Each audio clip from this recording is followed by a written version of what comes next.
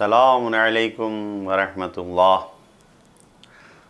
ملاحظہ فرمائیں سورہ بقرہ کی 217 نمبر آیت۔ بسم اللہ الرحمن الرحیم يسألونك عن الشهر الحرام قتال فيه قل قتال فيه كبير وصد عن سبيل الله وكفر به والمسجد الحرام وإخراج أهله منه أكبر عند الله والفتنة أكبر من القتل ولا يزالون يقاتلونكم حتى يردوكم عن دينكم إن استطاعوا ومن يرتد منكم عن دينه فيمت وهو كافر فأولئك حبطت أعمالهم في الدنيا والآخرة وأولئك أصحاب النار هم فيها خالدون۔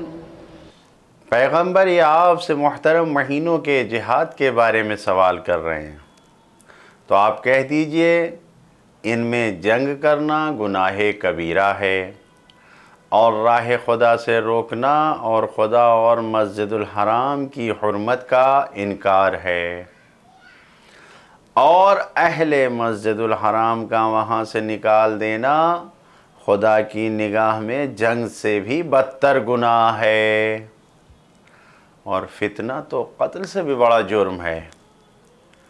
اور یہ کفار برابر تم لوگوں سے جنگ کرتے رہیں گے یہاں تک کہ ان کے امکان میں ہو تو تم کو تمہارے دین سے پلٹا دیں، اور جو بھی اپنے دین سے پلٹ جائے گا اور کفر کی حالت میں مر جائے گا اس کے سارے اعمال برباد ہو جائیں گے اور وہ جہنمی ہوگا اور وہ ہمیشہ وہیں رہے گا۔ یہ آیت کا ترجمہ ہے۔ اس آیت میں فتنے کا لفظ آیا ہے، اس سے مراد شرک ہے، امتحان، بلا اور آزمائش ہے، سختیاں ہیں۔ اہل سنت اور شیعہ تمام مفسرین کا اتفاق ہے، یعنی مسلمانوں کے تمام مفسرین کا اتفاق ہے کہ یہ آیت اس جگہ پر اللہ کے رسول نے عبداللہ ابن جہش کے ساتھ 8 دوسرے افراد کو بھیجا تاکہ وہ مشرکوں کے بارے میں معلومات کر کے آئیں، اطلاعات ان کے بارے میں کیا ہیں، رپورٹ لے کر آئیں۔ لیکن جیسے ہی یہ 8 افراد گئے، ملاقات کے بعد جنگ چھڑ گئی اور سامنے والوں کا سردار مارا گیا، اور ان میں سے 2 کو انہوں نے قیدی بھی بنا لیا اور قیدی بنا کر لے آئے، اور جو ان کا مال تھا سب کو ضبط کر لیا، سب پہ قبضہ جما لیا۔ اب یہ ماہ رجب کی شروع پہلی تاریخ کو یہ واقعہ پیش آیا، جبکہ ماہ رجب کا مہینہ محترم مہینوں میں سے رجب الحرام ہے، یعنی اس میں جنگ کرنا حرام ہے۔ کیونکہ اس گروہ کا خیال یہ تھا کہ آج ماہ جمادی الثانیہ کی آخری تاریخ ہے، لہٰذا وہ جنگ کر بیٹھے۔ پہلی رجب نہیں ہے، ان کے ذہن میں یہ تھا کہ آج پہلی رجب نہیں ہے۔ بہرحال یہ جنگ تو ہوئی پہلی رجب کو ہی۔ اب جب یہ جنگ سامنے آ گئی تو مشرکوں کو ایک بہانہ مل گیا، انہوں نے دستاویز قرار دیا اور ایک علم بنا لیا اس بات کو، اور ہر جگہ یہ خبر پھیلانے لگے کہ مسلمان محترم مہینوں کا احترام نہیں کرتے۔ قرآن مجید نے اسی پروپیگنڈے کو غلط ٹھہرایا، اسی کا جواب دیا ہے۔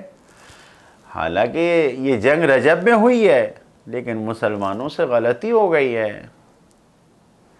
جبکہ تم اے مشرکین جان بوجھ کر ایسی غلطی کر رہے ہو۔ تمہارے اس گناہ کی شدید سزا دی جائے گی، کیونکہ تمہارے گناہ کی سزا اس مہینے میں جنگ سے زیادہ بدتر ہے۔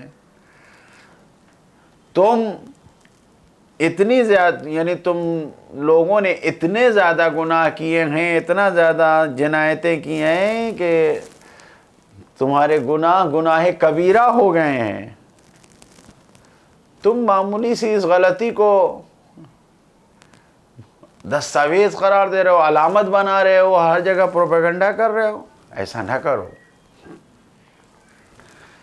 یقیناً اگر انسان مرتد ہو جائے تو اس کا عمل برباد ہو جاتا ہے۔ اس کا مطلب یہ ہے کہ دنیا میں ہی وہ اسلام کے فائدوں سے محروم ہو جائے گا۔ اب جو اسلام کے فائدے ہیں، مثلاً اس کی سزا اسے بھگتنا پڑے گا، اس کی بیوی خود اس کے اوپر حرام قرار پائے گی۔ جب بے دین ہو گیا انسان تو اس کی بیوی اس کے اوپر حرام، میراث میں محروم قرار دیا جائے گا، کوئی حق نہیں ملے گا اسے، رشتہ تمام مسلمانوں سے اس کا رشتہ ختم ہو جائے گا، اور آخرت میں بھی اس کا عمل برباد ہو جائے گا۔ یعنی اگر اس نے کوئی نیک کام انجام بھی دیا ہے تو آخرت میں وہ سب برباد ہو جائے گا، کوئی ایک بھی نیک شمار نہیں ہوگا۔ جو پیغامات ہیں اس آیت میں غور فرمائیں۔ پہلا پیغام یہ ہے، اعتراض اور شبہے کا جواب مناسب ہونا چاہیے، مناسب جواب دینا چاہیے ہمیشہ۔ دوسرا پیغام، مسجد الحرام اور وہاں کے رہنے والوں کا خاص احترام ہے۔ تیسرا پیغام، گناہوں کی اہمیت، یعنی اس گناہ کی ارزش، خود ارزش نہیں گناہ کی، یعنی گناہ کتنا اہم ہوتا ہے، کتنا بڑا گناہ ہوتا ہے، یہ سب کچھ خداوند عالم کی طرف سے معین ہے۔ انسانوں نے کسی گناہ کو چھوٹا یا بڑا نہیں کہا، خدا نے سب معین کیا ہے۔ لہذا توجہ فرمائیں، چوتھا پیغام یہی ہے، امن و سکون کو غارت کرنا یہ بہت بڑا گناہ ہے، فتنے سے بڑھ کر گناہ ہے، یعنی قتل سے بڑھ کر فتنہ گناہ ہے۔ فتنہ یعنی امن و سکون کو برباد کرنا، یہ بہت بڑا گناہ ہے۔ پانچواں پیغام، دشمن کی آرزو اور چاہتوں کو، اس کی خواہشوں کو پہچاننا بہت ضروری ہے۔ معلوم ہونا چاہیے انسان کہ آج کل کس سازش میں لگا ہوا ہے، کیا کرنا چاہ رہا ہے، اس کے پروگرام کیا ہے، اس کا منصوبہ کیا ہے، اس کے بارے میں معلوم ہونا چاہیے۔ اور چھٹا پیغام، دشمن کے حملہ کرنے سے، بہت اہم پیغام ہے یہ، دشمن اگر ہمارے اوپر حملہ کر رہا ہے، ہماری جان کے لینے کے در پہ آ گیا، تو بھی ہم کو بے دین نہیں ہونا ہے، اپنے دین سے پلٹ جانے کا جواز نہیں مل جاتا ہے کہ دشمن حملہ کر رہے ہیں تو ہم بے دین ہو جائیں، دین سے پلٹ جائیں، قطعاً یہ جائز نہیں ہے۔ ساتواں پیغام، دشمن ہمیشہ نگاہیں جما کر بیٹھا ہوا ہے، وہ یہی چاہتا ہے کہ ان کو اس وقت تک نہ چھوڑا جائے جب تک ان کے دین سے انہیں پلٹا نہ جائے، مسلمان بے دین ہو جائے، مرتد ہو جائے، تب اسے چھوڑا جائے۔ اور یقیناً دین سے منہ موڑ لینے پر ہی وہ راضی ہوگا، اس پہ کم پر وہ راضی ہو ہی نہیں سکتا کہ کچھ بھی بناویں دین باقی نہ رہ جائے۔ آٹھواں پیغام، انجام اور عاقبت کا بخیر ہونا، اسی کی ارزش و قیمت ہے کہ انسان کا خاتمہ بخیر ہو۔ نہ جانے کتنے ایسے مسلمان تھے جن کا خاتمہ بخیر نہیں ہوا، آخر وقت میں ان کا انجام کفر پر ہوا۔ نواں پیغام، دین سے پلٹنے کا نتیجہ، اثر، جو بھی اس کے آثار ہیں، دنیا میں بھی ظاہر ہوتا ہے اور آخرت میں بھی ظاہر ہوتا ہے۔ 10واں پیغام، مرتد ہونا یعنی دین سے پلٹ جانے کی صورت میں اس کے سارے اعمال برباد ہو جاتے ہیں، سب برباد ہو جاتے ہیں، کچھ باقی نہیں بچتا ہے۔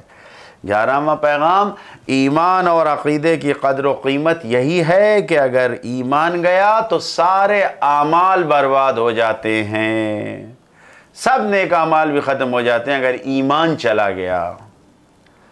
لہذا عملی پیغام جو اس آیت سے مل رہا ہے ہمارے لیے، دین کی پابندی، دینی قوانین کا احترام کرنا، زندگی کے ہر قدم پہ اس کا خیال رکھنا، یہی زندگی کی کامیابی ہے اور یہی آخرت کی آبادی ہے، ورنہ بربادی ہی بربادی ہے۔ خدا سے دعا کرتے ہیں کہ ہماری دنیا اور ہمارے دین کو اپنی مرضی کے مطابق آباد رکھے۔ والسلام علیکم ورحمۃ اللہ وبرکاتہ۔